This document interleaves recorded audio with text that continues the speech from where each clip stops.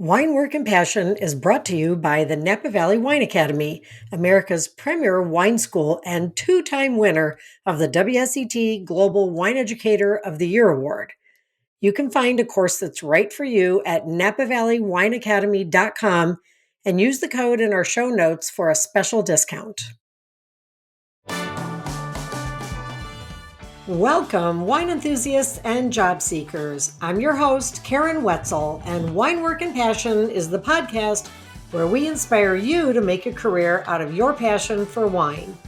We finally come to the third and final episode in our series featuring the talent acquisition team with Southern Glazer's Wine and Spirits, the largest distributor in America. In our first episode, we met Vince Pierce, the Senior Director and Head of Talent Acquisition. In the second episode, you met Chip Teresi, Director of Early Career Recruiting, and Mike Cashion, Senior Talent Acquisition Manager for ETP, which is just a fancy name for IT. And last but not least, today I'll introduce you to Brittany Merritt, National Talent Acquisition Director for Operations, Supply Chain, and Corporate Functions, as well as Kristi Gardner, National Talent Acquisition Director for Sales.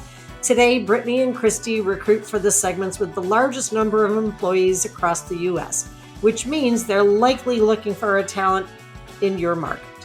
This entire series has been packed with great advice for anyone looking for a wine job, and this episode does not disappoint.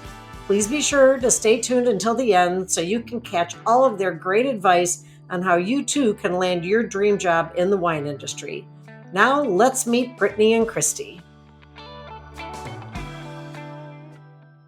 Hi, ladies. Welcome to Wine Work and Passion. Thanks for joining me today. Thanks for having us. Thank you so much. Yeah, good to see you again. So can you tell our audience who you are and what you do in the wine industry?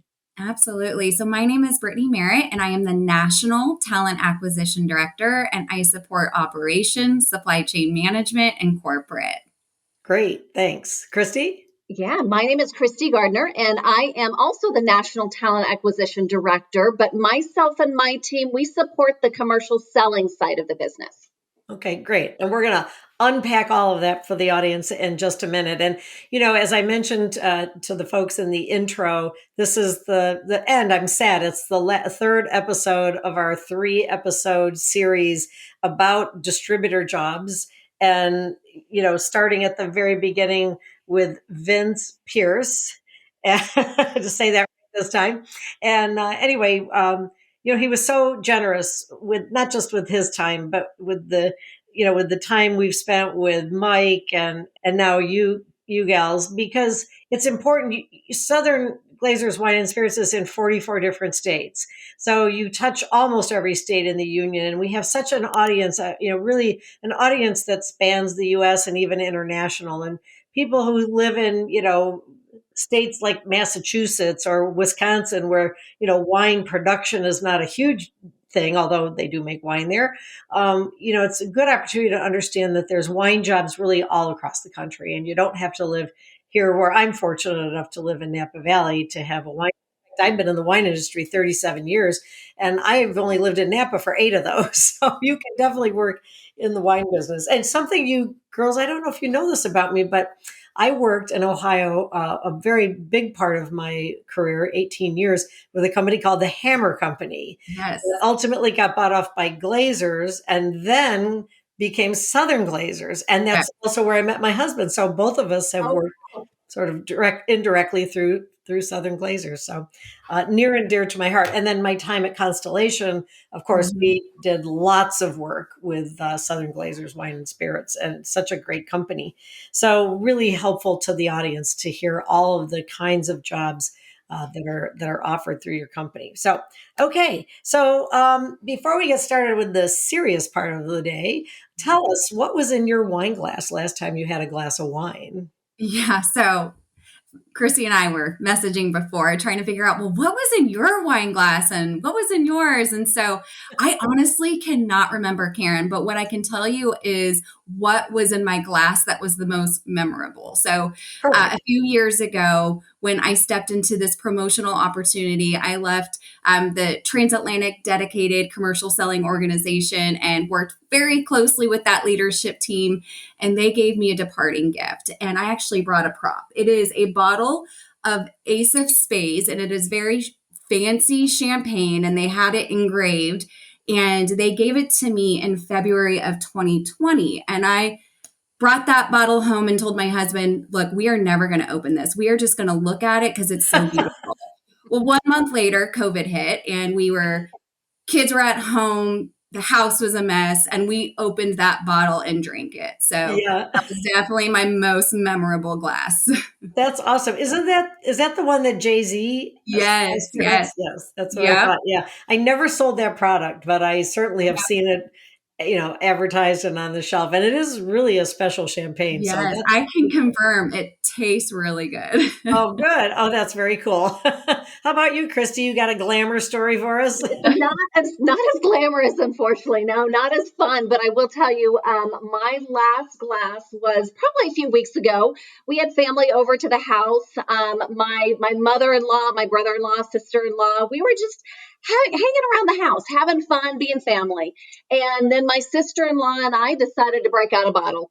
And so at that point in time, we went down and decided on a Malbec. I am not usually a Malbec fan, but I will tell you, this was one of the best glasses of Malbec that I've had, and it was from Luigi Bosca. And I really enjoyed that glass of wine that night. So not Yeah. quite as glamorous, but just as fun. Yeah, that's great. And Malbec, Malbec runs the gamut, just like really all wines do, I guess. But if you're shopping under $10, you're going to get what you pay for. But if you get maybe a $15 to $20 bottle of Malbec, those are usually pretty good. I'm a Mhm. big Malbec fan myself. Last night, we went and played cards over at a girlfriend's house, and we had a bottle of Dariouche Merlot, and it's one of my favorite wineries here in Napa. They do such a great job, and I'm a big Merlot fan. I always have been. Sideways did not deter me. I'm a Merlot fan. I like the marriage of Cab and Merlot, and usually there's a little Cab in there. So, anyway, well, great. Well, thanks for sharing that. So let's get to your story. So, Brittany, let's start with you. Tell us who you are, what you're all about, and what your journey has been like to get where you are. Yeah, well, why don't we start from the beginning? So, I am actually from Northern California. I was born in San Jose, and my family ended up uprooting us from the beautiful state of California, and we moved to North Dallas, Texas. So, we lived in a very small farm town, and it was Culture shock. culture shock. And the way they got us to agree to move with them is on our road trip to Texas, we stopped by Disneyland, which I think made it worse because we knew we were leaving. So, Oh, yeah, it was pretty rough, but I am actually so fortunate that I had the childhood and was raised where I was raised. So I grew up in a small town. It was the epitome of Friday night lights, right? So when a football game was on, the town shut down.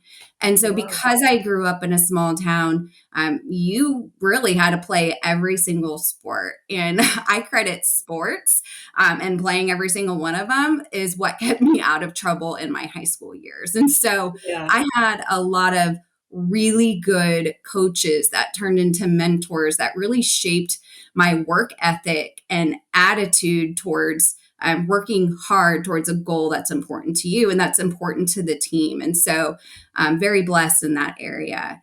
I'm that story. I married my high school sweetheart. We Aw. been together 17 years. We just celebrated our 10-year anniversary back in January. We have two amazing kids. Emily is six. Luke is 4. So both of them will be in grade school next year, and life is just busy but fun. In terms of, throughout graduating high school and then kind of ending up where I am today, there's definitely a period of time where I had to choose to go to college, right? And then what do you want to do for the rest of your life? I didn't have your typical college path. It took me about 8.5, 9 years from graduating high school to finishing my degree. I worked 3 jobs during those early years, just trying to make ends meet. And while I took, 1, 2, maybe 3 courses at a time because I was paying for school. And it was really through that period that I kind of decided, okay, well, what do I want to do? What do I not want to do? And I realized I did not want to be a nurse when I grew up. So I ended up changing my major. And that year that I changed my major, I attended a charity event where the HR VP for Glazers was sitting at my table and I was sitting next to her. And she was talking about how amazing the culture is at Glazers and her HR team. And she mentioned she had an HR internship opportunity on her team. And she shared with me a little bit more about what that was going to look like. And then she offered me to come in and interview the next day for that role. Well, on my way home, I was Googling what the heck does HR stand for because I had no idea. So I was like, it's a little too late to go back now. I've already committed to this interview. But through that interview process and landing the internship and taking a leap of faith in a area that I had absolutely no experience in. I am so fortunate for Kristen and then my mentors and leaders along my 10-year journey, right? That internship turned into an HR specialist role that turned into a generalist role. Then it turned into a corporate recruiter. And then I took a lateral move over to the commercial team supporting Texas recruiting. And then I took a promotional opportunity to lead college recruiting. And then I went into talent management. And then I went into dedicated HR work for Transatlantic. And then I'm in this role that I'm in today doing talent acquisition and leading a group of 20 TA professionals. And along that journey, I've had some of the best mentors that have really poured into me. And that is what I'm trying to do in return, right? Is to mentor and develop others. So that is a long-winded way of telling you my journey. Oh, you know what though? You bring up so many great points. Right place, right time. Yes, The value of networking. We talk about it all the time, and absolutely. networking doesn't mean you're only going to network in a field that you're interested in. Be open. Just open your mind to opportunities, and this goes for the wine industry or any other industry. Just keep your mind open, and and good things happen. And Yeah, also, I love what you said about college and really deciding what do you want to do, what do you not want to do. I think a lot of young people today, they go into college, yep, because you almost really have to have a college degree anymore. In my generation wasn't all that necessary, yeah, but it certainly is now. And, you just sort of plod along, you get your degree, and then you're like, oh, what do I want to do now? Think about that in college, and, yeah, and although you didn't go to college for HR, but just, sometimes it's a matter of, just having that degree yeah. is a bonus to a resume or to getting a job, even if it's not in the field that you're in. Absolutely. And I failed to share that when Glazers hired me on as an HR intern, I had not finished my degree. They had agreed to pay for my college courses. And so not Oh, only did they hire me without a degree, they took a chance on me and then they supported me to finish my degree. right. Um, and there was a point in time where it was a lot to juggle everything, right? I was traveling in this role and they just stood by me and encouraged me to finish and gave me the tools and resources to do so. So I really credit Southern Glazers and I'm so happy I have that piece of paper.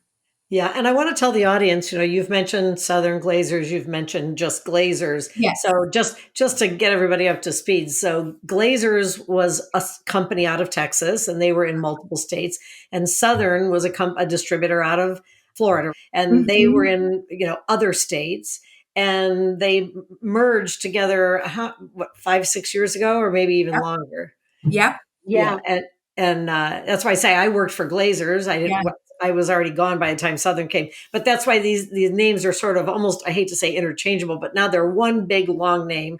So we just call them SGWS, Yeah, Southern and One I'm Wine. big actually, happy family. yeah, Right. Kristi's from the southern side, and I'm actually from the Glazer side. And I think what you'll hear in both of our history is just the same culture of Yeah. really putting the people first. Right. So, Kristi, I want to move to you, but I have a question for you first. If you could define, and we should have done this earlier, I think.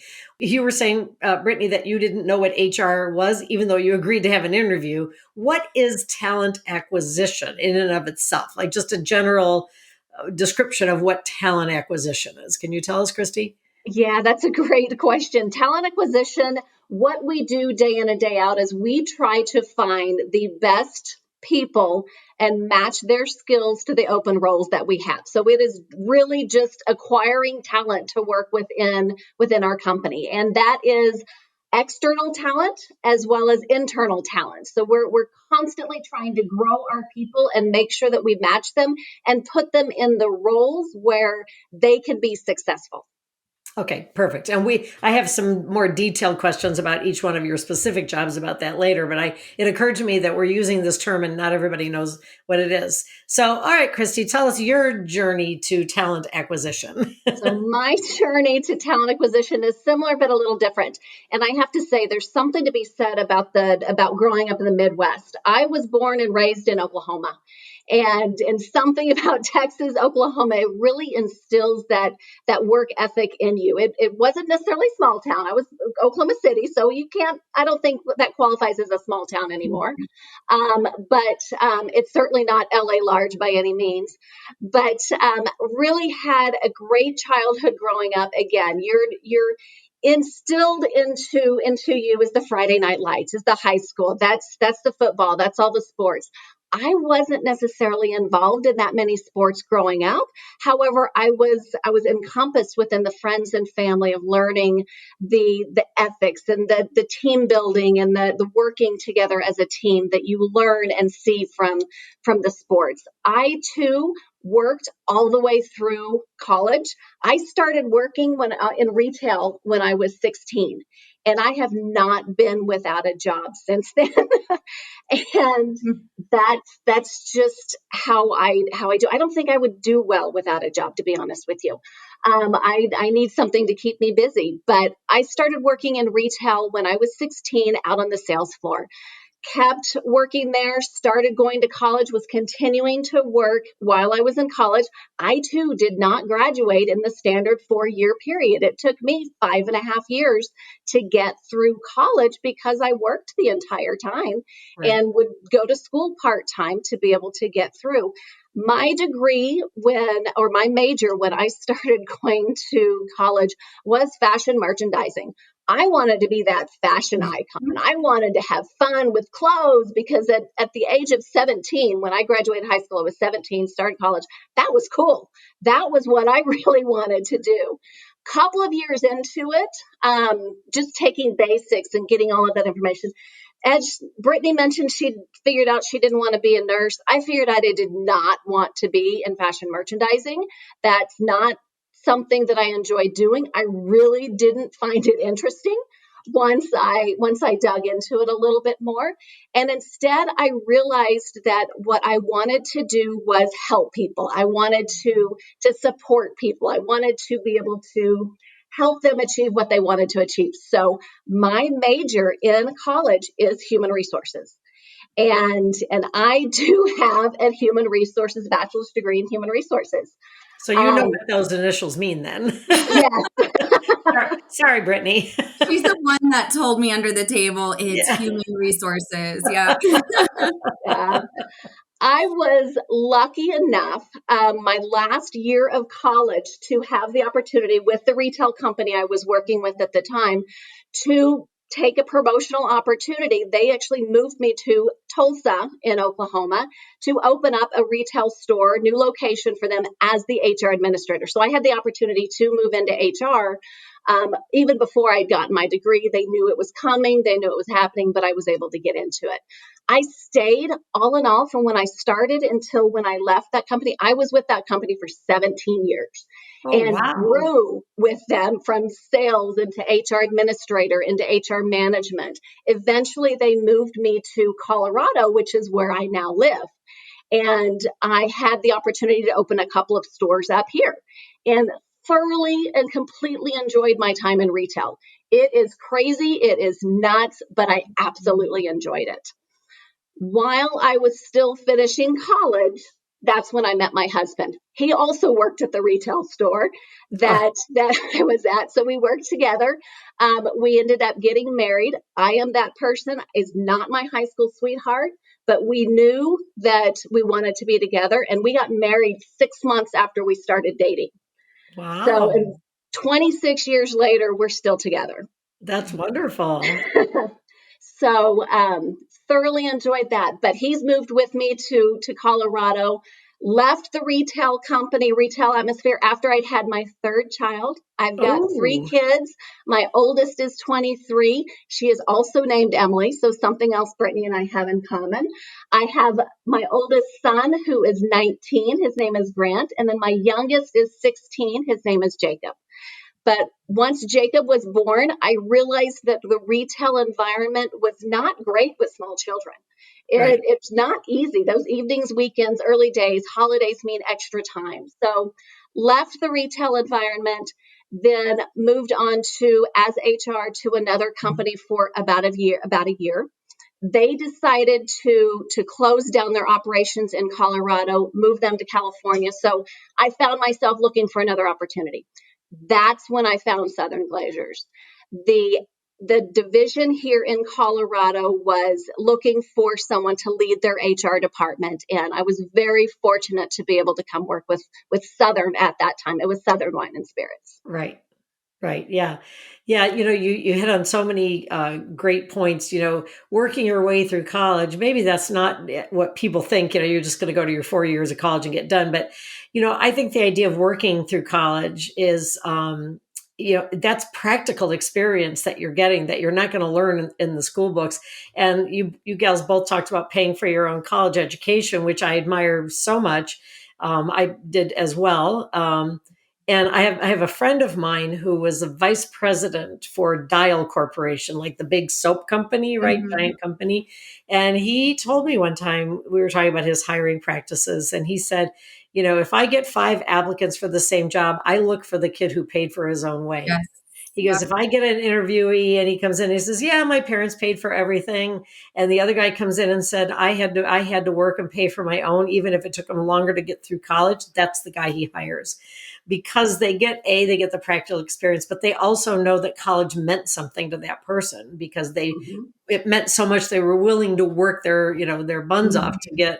to get it done. So I really admire that a lot. I really have a Friday Night Lights story as well. I'm from Ohio, so I'm not exactly the heartland, but and not exactly a small town either. But I was a cheerleader, and so having that Friday night was always, of course, a big deal. But what you said about being involved in sports, whether you played them or just observed them, you do learn so much about teamwork and work ethic. And I learned my work ethic, which I do. That's one thing I will pat myself on the back for. I have tremendous work ethic, really from my dad, who was Mhm. a blue collar guy, and you could literally set your watch by his days and grabbed every bit of overtime he could, and raised all three of us and put us all through braces. And it wasn't an easy time for him, but we had a great life, just like you guys. We lived in nice areas, so we have that in common. I do want to mention to the audience, you girls, I could just tell by the couple times I've met you now, you're very well connected with each other. You had a little meeting before the recording today that I didn't know about, which was good. And, you obviously collaborate well, and I can tell you really like each other. And I found out that they actually at work, they call you Bristy instead of Brittany and Kristi, because you're such a good team. So you're the benefer of Southern Glazers, I guess. We can confirm Anyway, that's a true statement. Yes. right. Right. So Brittany, let's go back to you now. Talk Mhm. about more specifically the types of roles that you fulfill and how you go about fulfilling them, what you look for, what when you Yep. talk about the roles, give us an idea of what, what kind of qualifications a person would need, Yep. from entry level to, senior levels. Yeah, absolutely. So I'm going to break this out into operations, supply chain management, and then corporate, since it's a completely different beast, right? So for operations, supply chain management, it is anywhere from your frontline warehouse workers to your drivers that are delivering the product on their truck to the next stop, right? It's how the product gets from point A to point B. And so we do a lot of high volume and warehouse workers and drivers. And then we do the middle management. And then we go all the way up to the regional vice president of operations, right? So it's a handful of really everything. And what we look for in a lot of those roles is previous experience, right? And if you've had it within our industry, that is a huge plus. We mentioned degree previously. That is not a requirement for all of our roles. We're really looking for previous work history, work ethic. Are you going to be a culture fit? And that's really the three main themes that our recruiters vet for with all of our positions in operations and supply chain.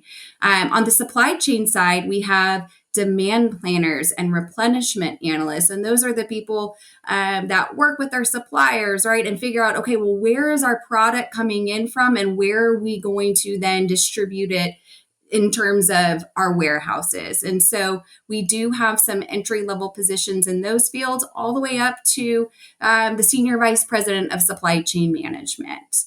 On the Yep. Just a question. And these roles, when you say, you look in some of the roles, you look for previous experience, it Mhm. doesn't have to be previous experience with a wine company necessarily. Correct. A delivery driver is a delivery driver, right? If they deliver Yeah, for FedEx or Amazon or, a absolutely. local bakery or whatever, it's Yes. experience. It does not have to be associated to wine necessarily. 100%. And what some people don't realize is there is a huge shortage right now for drivers.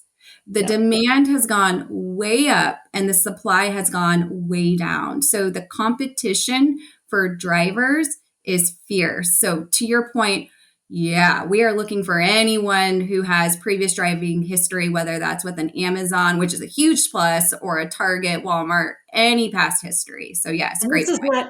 this is just day driving, right? This is just delivering daytime Correct. in your Yep.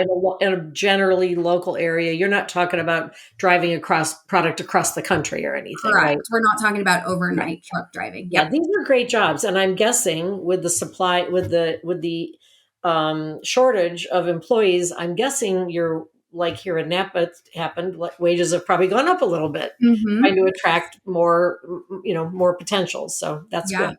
I really have to give it to our ops leaders, right? So Bobby Berg, Ron Flannery, Stephanie Silvestri, when COVID hit supply chain, right? The demand for drivers, we really looked at how do we become more attractive in terms of finding drivers for our organization. And so we really were able to just adapt quickly and then help fill our driver positions because it's critical to the success of our business. Yeah. And those are great jobs because, you're home at night. Generally, you Yeah. don't generally work weekends. I mean, it's a pretty much normal I mean, correct me if I'm wrong, but it's mostly for the most part a Monday through Friday job, right? 100%. Those are the heroes of our organization, right? It's the sales reps, the merchandisers, the warehouse workers, the drivers. Those are the employees that are really helping operate this company so that we can get product delivered to our accounts. Right. That's great. Great. Okay. Cool.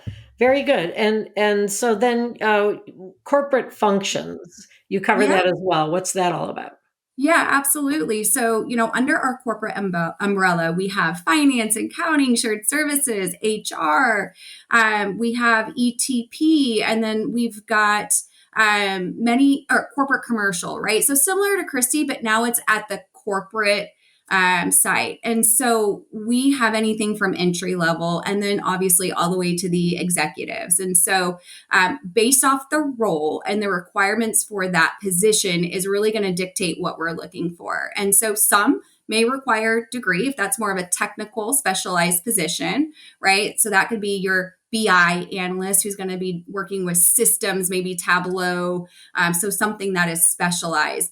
And then let's use HR for an example. We have some HR specialists, coordinators, we've got HR business partners, and that's really going to be focused on previous work history. Again, anything with Amazon, Target, Walmart, any of the distribution or retail is a huge plus. So similar to operations, we do have entry level all the way to executives, and we look for different things for different positions. So, and you're talking about things like finance, accounting, Yeah. legal, HR. People, I call those wine adjacent because there's a lot of people who want to get in the wine industry and they think, well, I don't have any wine experience, but you probably have some talent in Absolutely. logistics or, all of those things, warehouse and other kind of operations roles or adjacent roles like finance or accounting that are very applicable. The wine industry needs has the Yes. same kind of roles as other big companies do.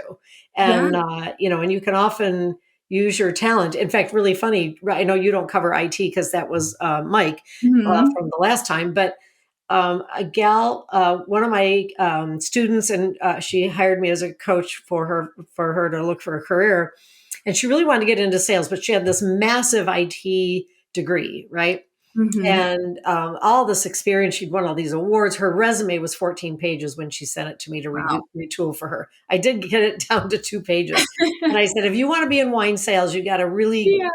because they're just going to dismiss you, right? If you just have all Yeah. this IT stuff. So anyway, so she applied Yeah. at Southern, and they for sales, and they were interested, and she actually even did a ride with for a day. So she Nice. was down to Yeah. the last two candidates, and they didn't choose her because I think she said the other guy was like a relative of somebody. So you know how that goes. Oh, that And then happens. a week later, she got a call from Mike's team recruiting Mhm. her in IT. So Yep. she now works for you guys in IT. Oh, And Love that. I fantastic told her, I story. said, get your foot in the door with your IT experience. That's the easier task because you have Yes. so much experience. So Good for that's her. what she's doing. So, and she likes it. I just saw her the other day. She's really Yeah. happy about it. So interesting how we can get in the door. So it's kind of cool, Brittany, that your roles really run the gamut. You have so many different types of roles, Mhm. and also so many different levels of whether you need wine specific experience or, well, really none of your roles really require non specific wine experience. It No. sounds like maybe helpful, but not necessary. It sounds like entry level jobs. It's more about dependability, not so Mhm. much about degrees and previous experience. Well, you have to have previous work experience, I would Right. assume, but it's more about, can you get the job done? Do you have the right cultural fit? I think is what Yeah. I'm hearing you say. So Absolutely. that's awesome. So, Kristi, what about you? You cover one sort of big umbrella, really more so than Brittany. Tell us about who you hire for, and tell us about those jobs. Yeah, my piece of the pie, I guess you could say, is the commercial selling. And what I mean by commercial selling is really anything that has to do with customer facing and selling our product. While Brittany and the operations team and that side of the business, they support and they make everything that we do. I guess really enable everything that the commercial selling side of the business does. Myself and my team, we hired the merchandiser stalkers. That's our entry level role that we have into the organization on the commercial selling side, all the way up to the state executives, the state leads, the GMs, the VPs, the EVPs that run specific individual divisions, and any role in between. So entry level, you've got the middle management, that's your area managers, that's your district managers. We've got divisional leaders that run a larger group of the selling aspect. And then we have some of the back office. We've got the trade development, which is your marketing side. We've got some pricing. We've got brand development managers, business development managers, anything that helps us promote our product out to the markets. Right. And when you say consumer facing, you're not talking about your consumers are the retailers, the restaurateurs, the hotels. You're not talking about the person who's actually drinking the product. Correct. We are a company that we don't sell to the public. Instead, we sell to those who sell to the public. Right. You're the middle tier in the three-tier Yes, system, which yes. is important, and if you are interested in getting into wine, you really got to learn about that three-tier system because it really helps you understand all the possibilities in roles. Funny because that's how I got my start in wine was, well, first in the just working in restaurants, but then more importantly, working on the distributor side. Mhm. And it's a great, distributor sales back in my day, it was many years ago. But you didn't have to have a college degree. You didn't even have to have wine knowledge. I knew virtually nothing about wine, but I was a pretty convincing person. I sold myself, and they thought, well, and I did have some restaurant experience buying wine for the restaurant I was working at, but I didn't write the wine list or anything like that. So I think you can come at this from different angles. I do have a question though when it comes to hiring entry level salespeople or really even sales managers. A couple questions. Um, what's more important? Wine knowledge or previous sales experience? Great question. I would say it would depend on the role, but we can teach you product. We can't necessarily teach you selling skills or relationship building. Right. And we do spend a lot of time with our employees constantly teaching them and doing product knowledge trainings and tastings, and we can teach you about the product. Yeah, that's what another thing I like about your company is that it's almost like getting a job, getting paid for it, and going to school at the same time because you are learning things that will continue to help you in your career, whether you stay with Southern or move on to something else, or if you decide to go on to your MS or your MW, you're learning tremendous skills, along the way. I think that's just super important. And you guys offer WSET to your sales teams, right? Is it just to Yes. your sales teams or to anybody in the company? Really anybody in the company. Sales are probably the primary customer and the primary group Mhm. that we focus on. But Right, we have individuals, I'm not one of them, but we have many individuals within the HR team as well and all the support functions, operations side, that also are able to go through the WSET and achieve that certification. We don't discriminate. We want everybody to be able to learn and promote themselves. right. And for beginners, for entry level salespeople or merchandisers, like you said, um, what kind of previous roles look good to you? Is it restaurant workers? Is it previous retail clerks? What looks attractive, or is it a wide variety of people? Yes, and I would say yes to all of those. Any type of sales experience is golden. That is very very desirable because it helps you lay that foundation. Hospitality, restaurant management, bartending, anything along those lines, even working in a hotel. Any kind of hospitality will also be to the beneficiary of working within our industry. Yeah, and that's important. It's because I came up through the restaurant industry, and it's always hard when you're a waiter or a bartender, and if you're pretty good at it, because you make really good money, and Mhm. in many cases, you make more money than your managers do. Mhm. But at some point, the reward return is a little off kilter as you get older. It's physically, obviously, very, very demanding jobs. And if moving into management isn't going to be financially rewarding, or are you going to be a waiter for the rest of your life, kind of thing? And that was my epiphany. It's like, okay, maybe I need to get serious, but I want to do something where I can continue to be attached to restaurants, and because I had a passion for restaurants, and I thought, maybe if I go sell wine, and I had met a lot of wine salespeople along the way, and I thought, well, this is a good way for me to keep my hand in both. I stay connected to the restaurant industry, but yet do it from a different angle. And I didn't have to work till 3 o'clock in the morning. And I know wages have gone up considerably since I started. Moving into the wine industry to start with used to be, a bit of a financial challenge, but I do feel like now it's a great way to start a career and you can make a living at it. Nobody's going to let you starve. And on top of whatever the base is or the salary is, Yeah. or even the commissions, there's always room for the hard worker to make incentives and bonuses. And I was always very competitive, still am to this day. Even in the restaurant business, we'd have occasional once in a while we do a contest for who can sell the most, this, that, or the other thing. And I always won, or not always, but a lot of times. And it's no different in the wine industry. And I always found, now your sales team mostly paid on commission. It, for the most part, we have a variable pay. So it's a base salary plus a variable pay, which is determined on specific goals that need to be met for that month. Right. And the products can vary quite a bit that could be included in those goals. Yeah. And what's nice about that is I always felt when I was a commission, and I went from salary, they had me on a salary until I was making enough money to start to beat that salary in commissions, which was a great way to do it. And I'm telling you, the minute I went on commissions, I mean, it was off to the races, and not on purpose.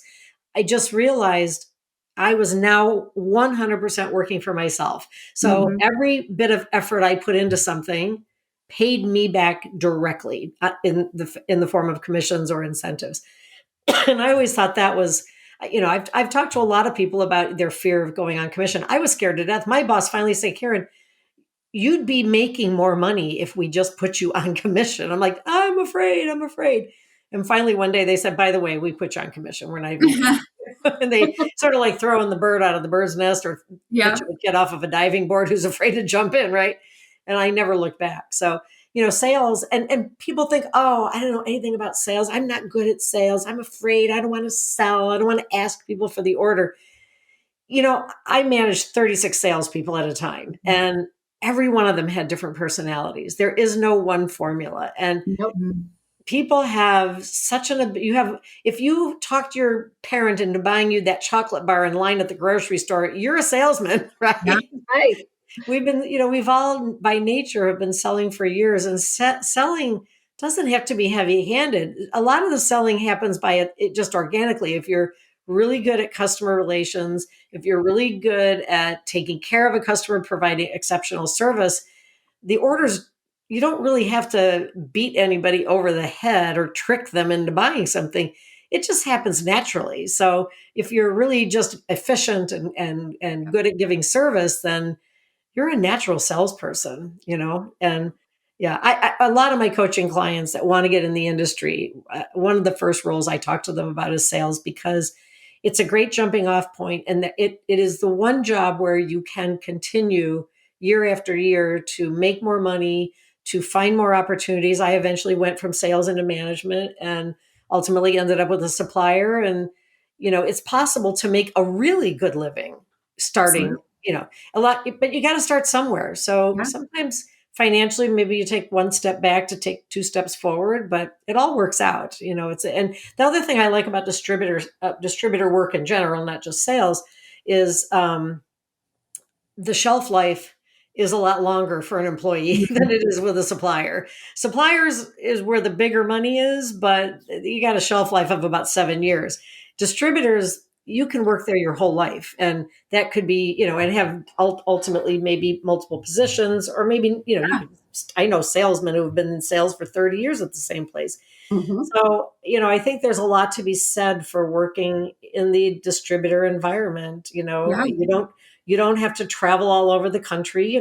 Maybe you win a trip here or there, yippee, but you don't, you're not on the road all the time being a road warrior like a supplier where you might cover 7 states, Well, and so it's just a great place to work, good family atmospheres. And I'm very big on the distributor network, by the way, in case you haven't figured that out. you talked Um, about your supplier experience, but one thing that we do really, really well is we partner with our key suppliers in talent sharing, right? So an employee could have had 4 different experiences of going from Southern Glazers over to a supplier, back over here, then back over there. And we do such right. a good job of making sure we set our employees up for success. And if that means getting the supplier experience, we are absolutely going to partner with those key relationships. Yeah, and that's really important because having worked for a supplier,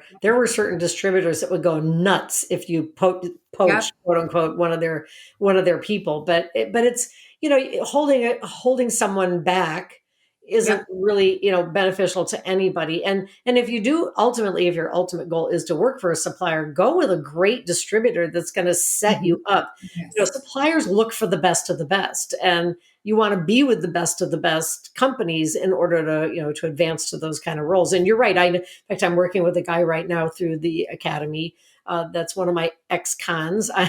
And he went from Constellation back into a distributor. Mhm. And and he's thriving there as well. So you're right. That's a really good point. There's a lot of back and forth there, and that's good Yeah, to they each provide their own special, different environment to learn from and to grow. Right. Exactly. Exactly.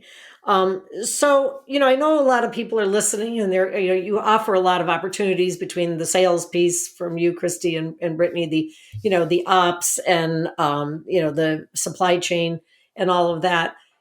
Can you give, is there any advice you have for anybody in our audience? And Brittany, we'll start with you for, what comes under your umbrella. If somebody's listening to this and they're Mhm. thinking, gosh, this sounds like a great company. What kind, maybe I should start working on skills that could get me, into a job under your umbrella.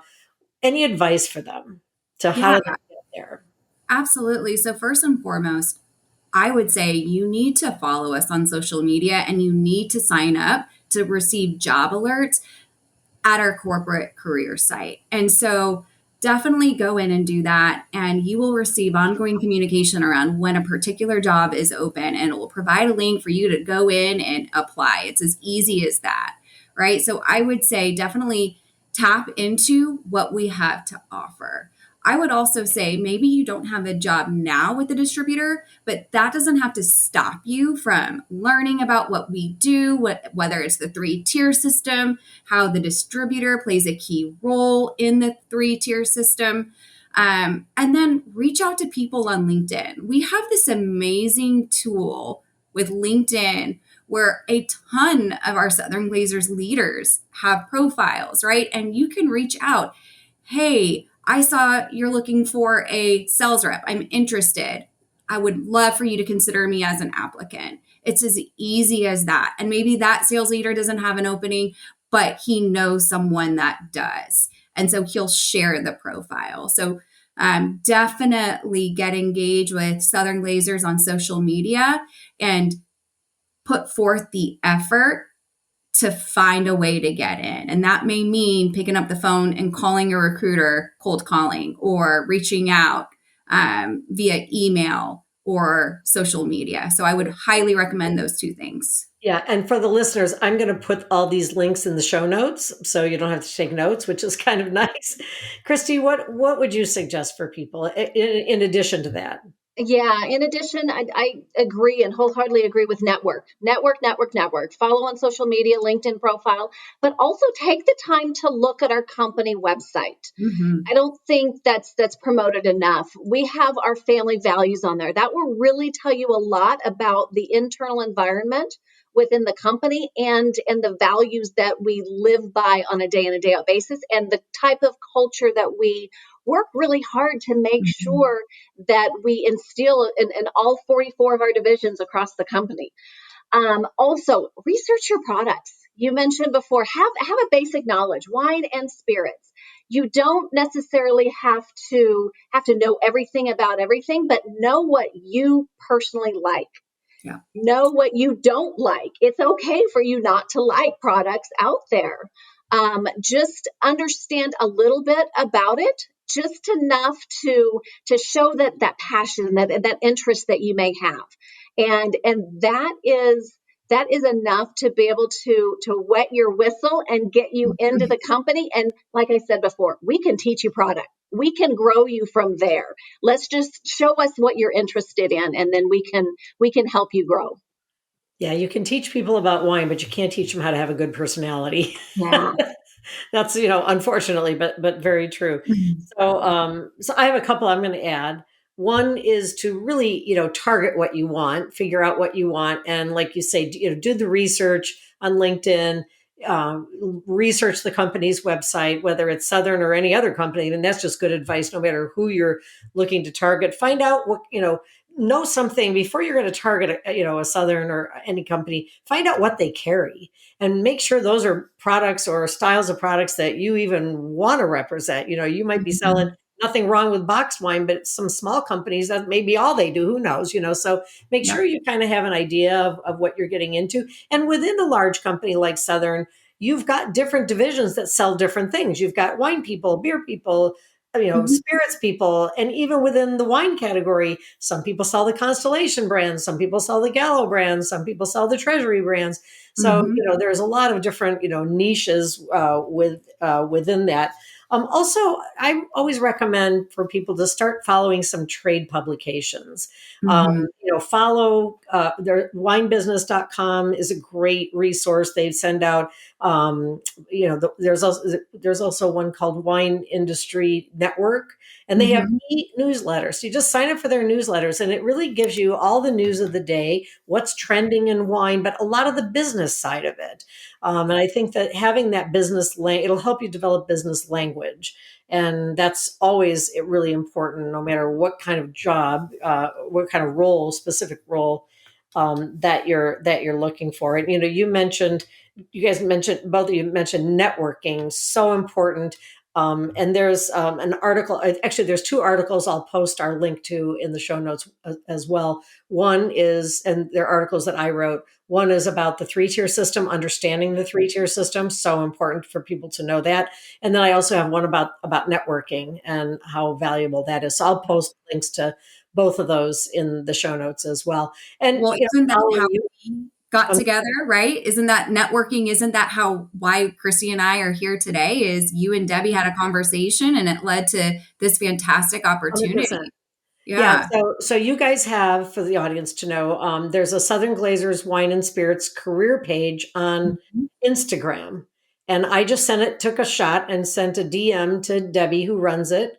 Yep. And I said, this looks like a great something our audience would really like to hear about. And would you be interested in me? I'd like to have somebody that represents your company online on the podcast. And this is how this whole conversation, and then it literally turned into a 3-part series, the only series we've done. And I think because it has such great reach and so much great information. So yeah, you can't ever underestimate, the power of networking. And follow, you guys follow Southern Glazers Wine and Spirits on LinkedIn for sure. Also follow the Napa Valley Wine Academy. This podcast Mhm. is posted there. All the career series articles that we write are there. There's a lot of information that the Academy does to not just help you get a credential, but then helps tell you what to do with it when you get it or how to get a job. So anyway, follow all those things. I mean, it sounds like a lot, but if you're looking for a job, it should be a full-time job. These are all things you should be doing, right? And even if you're in the wine industry and want to grow your career or move to a company that has that more inclusive attitude, that like you say, you're just a big family, and all the benefits and the training you guys offer. You might be in a smaller distributor scratching your head saying, well, what the heck, maybe I can do better somewhere else. I'm not trying to Mhm. out of your job, but but these are things to consider, right? That's why we like to showcase something like this series. So anyway, so those would be my advice as well. Anything else you want to add, girls? I think it's important that, and maybe Kristi, we can talk about once you get the opportunity to step foot with an amazing company, what do you do then, right? The work doesn't stop once you land the job. And I think, especially when you first start off, your first 90 days, 6 months, it's about being a sponge, soaking in all of the information, asking questions.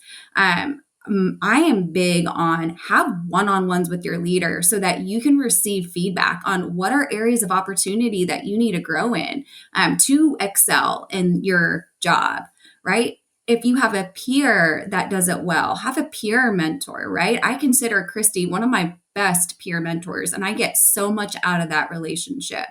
Go find another mentor in another function where you can learn more outside of what you're doing on a daily basis. And so, really take the initiative to pour into yourself and build that network internally. Kristi, do you have anything else to add on that? Yeah, and to I guess, add on the be a sponge. Yes, that's completely resonated. There are so many opportunities. We mentioned earlier the educational opportunities within the company, and take advantage of that. We offer opportunities both electronically, virtually, in person, across all functions, all divisions across our company. We don't we don't believe that every position within our company has a direct line to other roles. You have an opportunity to be in one function and sit in one role, take a right turn and move into a completely different function. If that's something that interests you, take the opportunity to learn about all the opportunities that are available to you. Yes. Yeah, Own I your would say career. be open and be vocal. Be open to new opportunities and let your leaders know that you're interested in a specific role or just in just growing in general.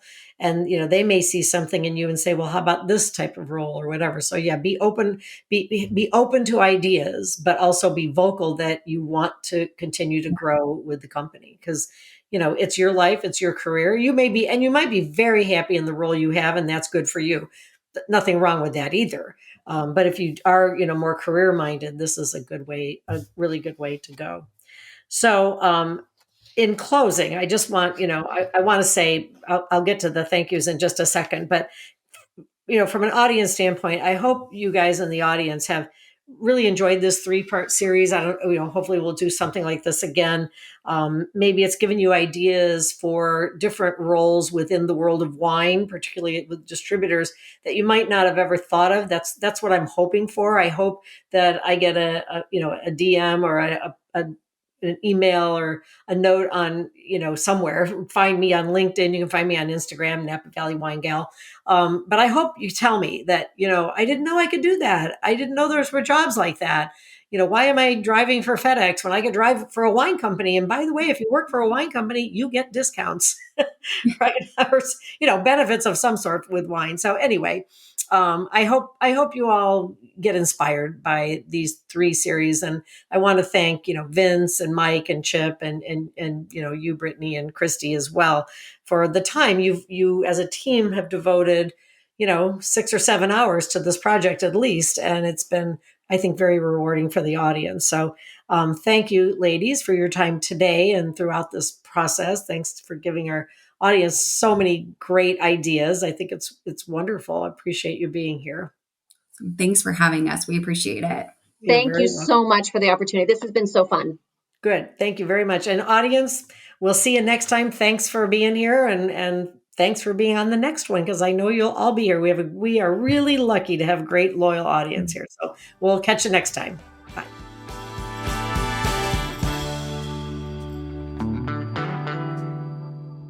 Thanks to all of you for joining, and I hope today's show has inspired you to make a career out of your passion for wine. If you'd like to have a one-on-one career coaching session with me, just use the link in the show notes for more information or to schedule an appointment. This podcast is all about helping you follow your dreams, so feel free to send us your suggestions for guests or topics through our email link that's listed in the show notes. And it means an awful lot when you share us with friends or leave a review on iTunes. Thanks for listening. I hope you'll join us again for our next episode.